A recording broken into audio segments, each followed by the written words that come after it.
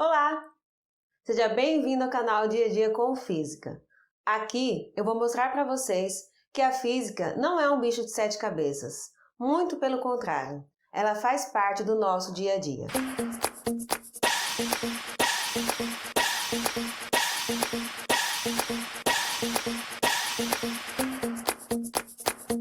O assunto de hoje é estática. Mas antes de começar, eu quero mostrar para vocês algumas imagens.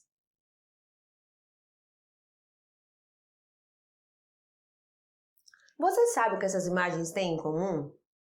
Elas precisam de equilíbrio. A gente também precisa de equilíbrio. O que acontece quando a gente não tem equilíbrio? A gente vai cair, né? Então, a mesma coisa acontece com todas essas construções que eu mostrei para vocês. O que elas têm em comum é a necessidade de estar em equilíbrio. E existe uma área na física que estuda o equilíbrio. Essa área se chama estática. Então, nós vamos começar esse assunto hoje. Eu dividi essa aula em duas partes, uma questão resolvida para cada parte. Mas antes eu preciso perguntar para vocês. Você já se inscreveu nesse canal? Tá chegando aqui agora? Então para um pouquinho, se inscreve e ativa o sininho para não perder nenhum detalhe. Então, para que a gente possa entender o equilíbrio, vamos primeiro considerar um ponto material, que é mais simples. Para quem não lembra, um ponto material é quando eu tenho um corpo que eu não vou considerar as dimensões daquele corpo. Então, só um ponto mesmo. Então, para um ponto material, nós temos dois tipos de equilíbrio. Nós temos o equilíbrio estático, que é quando o objeto está parado, ou o corpo está parado, e por isso a velocidade dele é igual a zero. Ele está em repouso. E eu tenho o equilíbrio dinâmico, que é quando a velocidade é constante.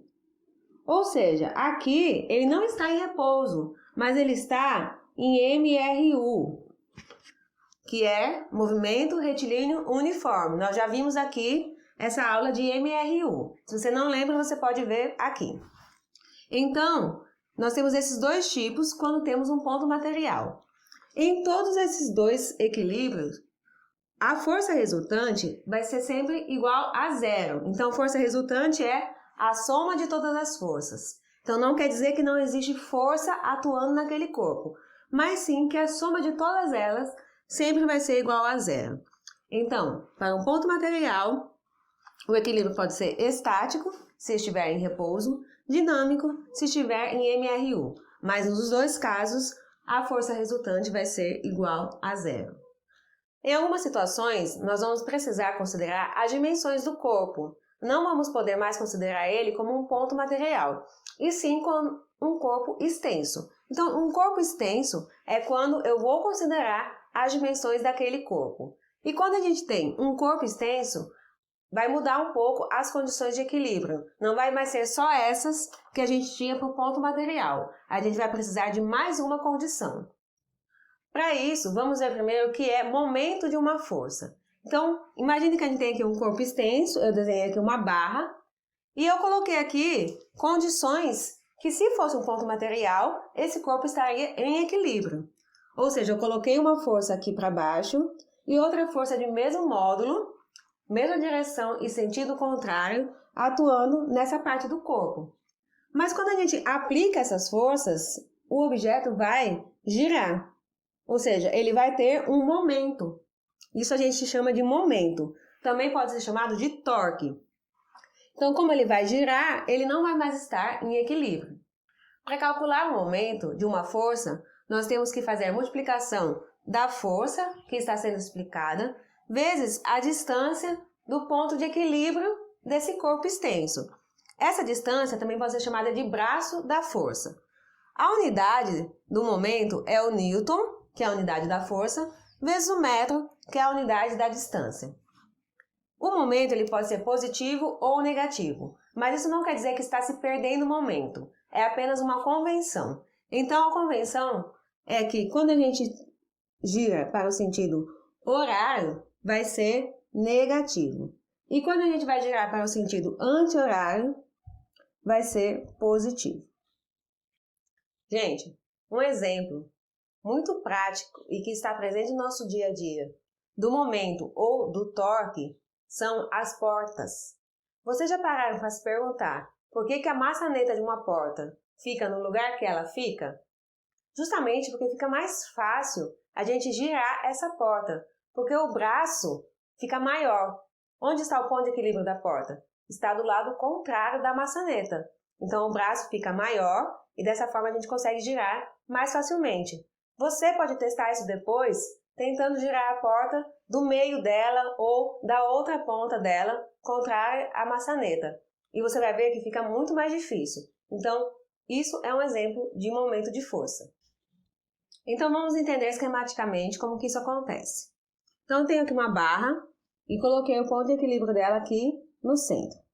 Se eu aplico uma força para baixo, ela vai girar nessa direção, que é o sentido anti-horário. Então, nessa situação, eu vou ter que o momento é igual a mais a força vezes a distância. Onde é que é essa distância? A distância é onde eu estou aplicando a força até o ponto de equilíbrio dela. Essa é a distância. Se eu aplico uma força para cá, desse lado, então agora ela vai girar nesse sentido, que é o sentido horário. Então, eu vou ter que o momento é igual a menos F vezes D.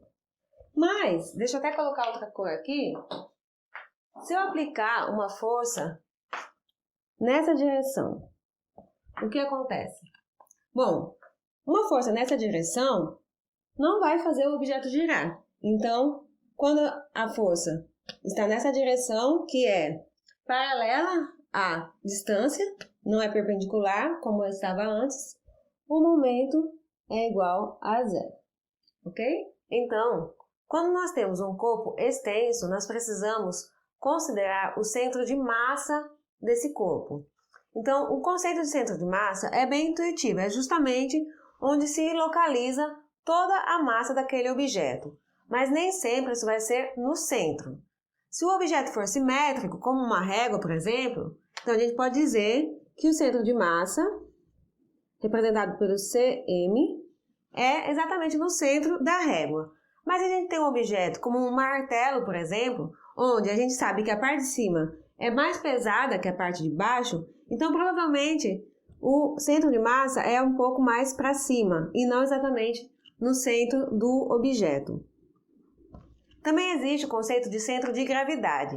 Se esse corpo estiver numa gravidade uniforme, então o centro de massa vai ser igual ao centro de gravidade. Então, muitas vezes, um corpo extenso pode estar girando, tendo um momento, mas com o centro de massa ainda em equilíbrio. Então, para a gente considerar que um corpo extenso está em equilíbrio, nós vamos precisar da primeira condição que nós tivemos para o ponto material, que é a força resultante ser igual a zero, mas também vamos precisar que o momento seja igual a zero. E dessa forma, o corpo extenso vai estar em equilíbrio. Então, agora podemos resolver nossa questão do Enem. Essa questão caiu em 2018 e ela diz assim: visando a melhoria estética de um veículo, o vendedor de uma loja sugere ao consumidor que ele troque as rodas do seu automóvel de aro 15 polegadas para aro 17 polegadas, o que corresponde a um diâmetro maior do conjunto de roda e pneu. Duas consequências provocadas por essa troca de aros são: elevar a posição do centro de massa do veículo, tornando-o mais instável, e aumentar a velocidade do automóvel em relação à indicada no velocímetro. Abaixar a posição do centro de massa do veículo, tornando-o mais instável, e diminuir a velocidade do automóvel em relação à indicada no velocímetro. Elevar a posição do centro de massa do veículo, tornando-o mais estável, e aumentar a velocidade do automóvel em relação à indicada no velocímetro. Abaixar a posição do centro de massa do veículo, tornando-o mais estável, e diminuir a velocidade do automóvel em relação à indicada no velocímetro. Elevar a posição do centro de massa do veículo, tornando-o mais estável e diminuir a velocidade do automóvel em relação à indicada no velocímetro. Então, eu coloquei aqui um carro para a gente conseguir imaginar como resolver essa questão. Então, vamos pensar que esse carro ele foi produzido de forma que o centro de massa ficasse no centro para que o carro tivesse um equilíbrio. Então, no momento que eu troco essas rodas por rodas maiores, ou seja, tem mais polegadas, eu estou aumentando o raio da roda. Então, esse centro de massa, ele também vai subir. Ele não vai mais estar no centro do carro. Então, isso vai deixar o carro mais instável, porque eu estou mudando a posição, alterando a posição do centro de massa. Então, ele vai ficar mais instável. E isso vai fazer com que a velocidade do carro aumente. Por quê? Porque a velocidade é ômega vezes o raio. Lembram disso? Então, se eu estou aumentando o raio, então eu também vou aumentar a velocidade. Então, por isso, a questão correta é a letra A. Bom, gente, espero que vocês tenham gostado desse vídeo. No próximo vídeo, nós vamos continuar esse assunto falando das alavancas. Então, se você ficou com alguma dúvida, pode deixar nos comentários. Se você gostou desse vídeo, curte, compartilha com quem também está estudando essa quarentena. Muito obrigada e até o próximo vídeo. Tchau, tchau!